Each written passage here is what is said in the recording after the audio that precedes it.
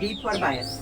Bias का मतलब है systematic error, whether in sampling or testing, which causes deviation to true results. इसके commonly 6 types हैं. First is attrition bias. Attrition bias का मतलब है dropout bias.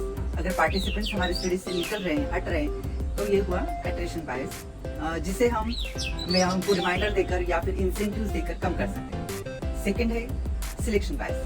अगर हमारे स्टडी किसी डिसीज पे चल रही है और हमने अगर गलती से उन्हें किसी हेल्दी पार्टिसिपेंट्स को स्टडी में लिया, ये हुआ सिलेक्शन बायस.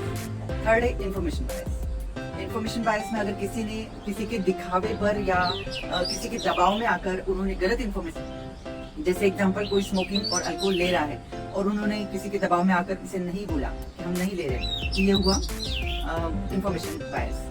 देन रिकॉल बायस. अगर मेमोरी इश्यूज के चलते अगर किसी ने गलत इंफॉर्मेशन दी, तो ये हुआ रिकॉल बायस. उसके बाद में ये मेजरमेंट बायस, मतलब अगर किसी मशीन का खराब हो जाना या गलत रीडिंग देना, जैसे बीपी अपरेटस से गलत बीपी का रीडिंग हुआ, तो ये हुआ मेजरमेंट बायस.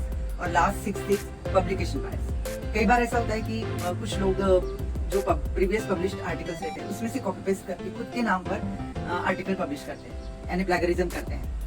तो इसका सिंपल एग्जांपल है कि मतलब अधिकतर रिजल्ट जो होते हैं वो हमेशा सिग्निफिकेंट, हाईली सिग्निफिकेंट बताते हैं, पर ऐसा नहीं होता है. रिसर्च में कई बार नेगेटिव रिजल्ट्स भी आते हैं. तो नेगेटिव रिजल्ट्स अगर रियलिस्टिक, अगर ट्रूली हमने इसे प्रेजेंट किया, तो ये हुआ हम इससे पब्लिकेशन बायस को कम कर सकते हैं और प्लैगरिज्म चेक करके भी इसे कम कर सकते हैं. इन ओवरऑल अगर हमें इसे ऑल टाइप्स ऑफ बायसेस को कम करना है, तो हम कैसे करेंगे? Simply 2 ways, randomization and blinding.